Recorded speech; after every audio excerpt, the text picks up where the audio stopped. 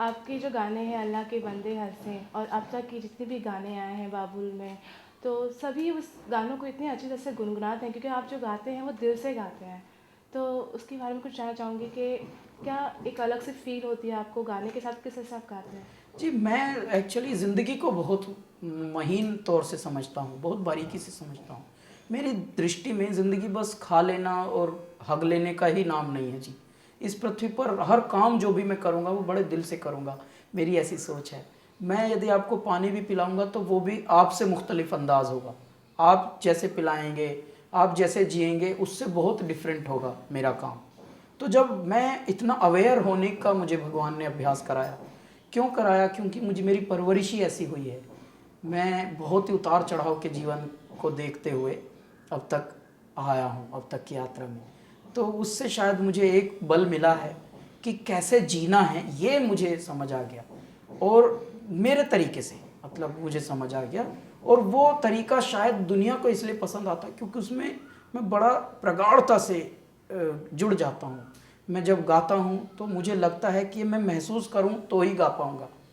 तो इसलिए शायद लोगों को बहुत अलग अलग रस लगता है। ऐसा नहीं है कि मेरे दिमाग में कहीं चल रही हैं कुछ और बातें, सोच मेरी कुछ और है, हीरोगर्दी मेरे दिमाग में घुसी हुई है और जाके गा भी दिया, वैसा नहीं।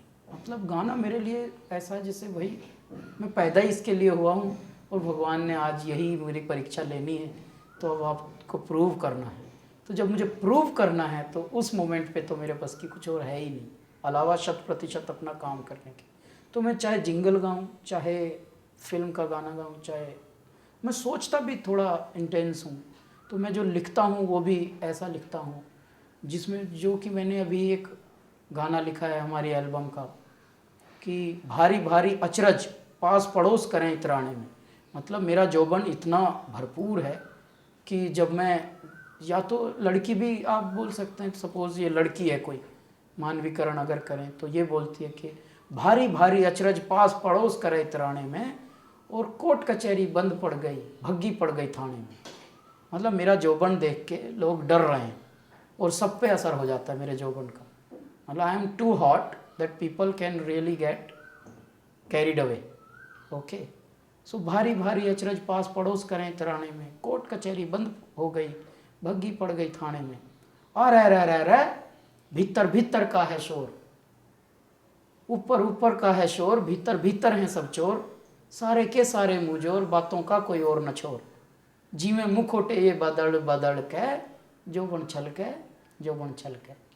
तो अगर शब्द भी आए, थॉट भी आया, तो वो भी इंटेंस है। उसमें भी जो व्यवस्था थोड़ी बहुत हमको लगती है गलत है, जो दुनिया की सोच दिखती है कि लोगों का अभी तक इतना गहनता नहीं है लोगों में, अभी भी बहुत जनाधिक्य है जो बस ऐसे ही बस जी रहा है, पता नहीं कैसे, कौन जिला रहा है उनको ये भी नहीं पता। बह रही है एक अजीब से नाला, और नाला बहते बहते अचानक अगर आप रोक दें कि ठहर, किधर जाएगा। कितने लोग तो ऐसे ही जा जीते हैं कि बस बात कर रहे हैं फ़ोन पे और चल रहे हैं इधर, आपको बचना पड़ेगा उनसे। मतलब वो उनका कर्तव्य है जबकि रोड पे वो चल रहे हैं, पर बचना आपको पड़ेगा। तो ऐसे लॉस्ट लोगों की वजह से भगवान ने शायद हमको ऐसा अभ्यास कराया कि आप थोड़े और अवेयर रहो। तो जब वो अवेयरनेस होती है तो आप चाहे झाड़ू भी लगाएंगे तो उसमें भी आपका कुछ दिखेगा कि वाकई कुछ काम किया। कैलाश जी, आपके एक एल्बम के बारे में जानना चाहूँगी, कैलाश सा, जो आपके नाम से ही रिलेटेड है। उसकी जो लॉन्च हुई है दिल्ली में हुई है, AR रहमान भी जी थे। तो किस तरह का एल्बम, मतलब जो सभी को पसंद आया, तो उसके बारे में कुछ जानना चाहूँगी। कैलासा तो देखिए अभी भी चार्ट बस्टर है, अभी भी चार्ट पे है और साल का बड़ा सुपर हिट एल्बम रहा। बॉम्बे में हमने रिलीज़ किया था रहमान साहब के साथ और बहुत उसकी तारीफ़ हुई है। उसकी भी यही बात है कि जी उसमें क्योंकि सोच बड़ी पाकीज़गी के साथ दाता ने दी होगी शायद, इसीलिए सब लोगों ने बड़े प्यार से उसको कबूला है और बहुत अच्छे रिएक्शंस आते हैं, लोगों का बड़ा प्यार है। लोग जहाँ पर जिस पृथ्वी पर दुष्ट हैं वहीं पर देवतुल्य लोग भी हैं इसी धरती पर। तो यहाँ पर अच्छाई जहाँ है बुराई भी है, बुराई जहाँ है वो अच्छाई भी है। तो ऐसी दुनिया में जहाँ लोग दारू पी रहे हैं वहाँ अमृतपान भी हो रहा है। तो ऐसे इसी सब रल मिल के ही संसार बनता है। तो ऐसे ही संसार में एक हमारा भी प्रोडक्ट आया और लोगों को बहुत पसंद आया। ये भगवान की एक बड़प्पन है और भगवान की कृपा है कि लोगों का इतना प्यार मिला किसी एक प्रोडक्ट को, जबकि हमने तो सोचा भी नहीं था कि ये इतनी हिट होगी, क्योंकि उसकी बड़ी तारीफ़ आई है पूरे वर्ल्ड में, न केवल भारत में।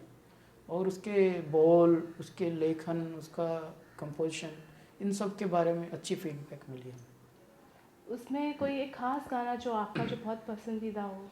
उसमें जी मेरा पसंद का तो खैर नहीं हरवा हमका ना भाव एक भजन है साईं अपना कबीर का, लेकिन वो तो फिर उन्हीं को पसंद आता है जो सचमुच के इंसान हैं इस पृथ्वी पर, जो बहती हुई आत्माएं, जैसे मैंने बताया, जो हल्के हल्के में तैर रहे हैं अभी, उनको तो कुछ और ही पसंद आते हैं। उनके लिए है तौबा तौबा तौबा उफ, तौबा तौबा तौबा तौबा तौबा वे तेरी सूरत तररररररर, माशा अल्लाह वे तेरी सूरत तररररर, तैनू जेड़ा वेले रब ने बनाया मेरा यारा दिल दा दिता रब दा नजारा, तौबा तौबा तौबा उफ, तौबा तौबा तौबा, ये है। उसके बाद उसमें एक गाना था तेरी दीवानी, जो कि सुपर हिट है, अभी भी है चार्ट पे। तो इस तरह के गाने हैं, बहुत सुपर हिट रहा एल्बम और बड़ी तारीफ हुई।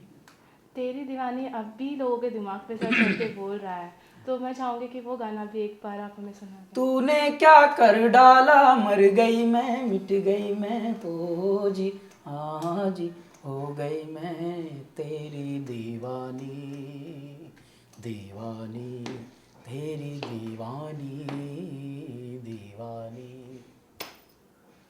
ओके, इस राज, मैं एक जानना चाहती थी कि जैसे आप अभी गा रहे हैं, आपकी आवाज़ जो एक्चुअल अभी है और जब हम गाना सुनते हैं सेम लगती है, लेकिन आज भी ऐसे लोग हैं कि गाना कुछ और होता है और जब रिकॉर्डिंग आती है उनकी तो आवाज़ कुछ और होती है, तो ये टेक्नोलॉजी का दुरुपयोग तो नहीं हो रहा है? नहीं, टेक्नोलॉजी का दुरुपयोग नहीं है जी। देखिए क्या होता है, हर आवाज़ का अपना एक तासीर होता है, हर एक भगवान ने हर चीज़ का एक नेचर बनाया होता है जी। अब किसी की आंखें कैसी हैं, किसी, ये तो दाता का करिश्मा है, इसमें तो बोलना बेकार की बात है। दाता ने हमको ऐसी आवाज़ दी जो रिकॉर्ड करें तो भी ऐसी लगती है, ऐसे लाइव सुने तो भी ऐसी लगती है, और ऐसा है। लेकिन गुणियों की कमी नहीं है जी, अभी पृथ्वी वीरों से खाली नहीं है, धरती एक से एक अजूबों से परिपूरित है। और हम लोग तो अभी मतलब समझ लीजिए ऐसे ऐसे लेजेंड्स हैं अभी भी, हुए तो खैर हिस्ट्री तो छोड़िए, वो तो बात ही दूसरी हो जाती है, पर ऐसे ऐसे अजूबे इस पृथ्वी पर अभी भी हैं कि हम तो उनकी पैरों की खाक भी नहीं है। ऐसे ऐसे तूफान लोग पैदा किए हुए हैं बाबा ने, परमात्मा ने, तो इसलिए ऐसा चक्कर है। एक सबका नेचर होता है आवाज़ का, किसी की मेलो वॉइस होती है, किसी की हीरो ओरिएंटेड टाइप की वॉइस होती है। हमारी वॉइस जो है वो थोड़ा ग्लोबल अप्रोच की है, एकदम यूनिक सी है। उसमें थोड़ा ये है कि कोई लिप सिंक करे ना करे, पर सबके चेहरों के साथ आवाज़ का बिठाव हो सकता है सिचुएशंस के साथ। लाइव करते हैं लोग, आप भी लाइव सिंगिंग भी करते हैं और आपकी रिकॉर्डिंग भी है, लेकिन आपको क्या परफॉर्मेंस पसंद आती है, रिकॉर्डेड या लाइव? नहीं, देखिए जब हम फिल्म के लिए गाना रिकॉर्ड करते हैं, जब हम एल्बम के लिए गाना रिकॉर्ड करते हैं, तो बातें तो अलग अलग हो जाती हैं, सोच भी अलग अलग हो जाती है ऐसे में, क्योंकि और जब हम लाइव कॉन्सर्ट करते हैं वो एकदम मुक्तक होती है, वो एकदम स्वच्छंद होती है, क्योंकि वहाँ रीटेक का चांस ही नहीं मिलता। तो इसलिए वो ज़्यादा चैलेंजिंग होता है, और वो चैलेंजिंग होना ही, जैसा मैंने बताया, मुझे मुश्किल चीज़ें बहुत पसंद है बचपन से ही, तो संगीत में ख़ास तौर से, बाकी चीज़ें नहीं। तो मुझे यूनिक एंड मुश्किल, ये मेरी चॉइस है। जो भी चीज़ मुझे आसानी से मिलती है मैं उसको शायद आकर्षित नहीं होता हूँ, तो जिसमें मुझे पापड़ बेलने पड़े वो मुझे और लाइक दूर ले जाता है स्वर्ण मृग। ऐसा कभी कभी प्यार में भी होता है। लाइव में भी देखा गया है कि पीछे रिकॉर्डिंग बजती रहती है, आर्टिस्ट सिर्फ आके लिप सिंक करता है। नहीं, हम ऐसा नहीं कर पाते, हमारे बस की वो है ही नहीं, वो मेहनत करनी हमारे बस की नहीं। हम तो बस पहलवानी टाइप की गायकी करते हैं, अखाड़े की गायकी, एकदम लाइव सब कुछ, नंगी उघाड़ी जेठ की अगाड़ी, कुछ भी पर्दा नहीं। तो ये इस एक तरह से चीटिंग नहीं हो गई दर्शकों के साथ, ऑडियंस के साथ, श्रोताओं के साथ? नहीं, सब देखिए लोगों को जहाँ पे एंटरटेनमेंट जिस रूप में पसंद आता हो, वैसा हो जाता है। ये चीटिंग वीटिंग नहीं है। चीटिंग होती तो लोग, कौन चीटिंग, आपको अगर हम चीट करें तो आप क्या बर्दाश्त करेंगे? नहीं करेंगे।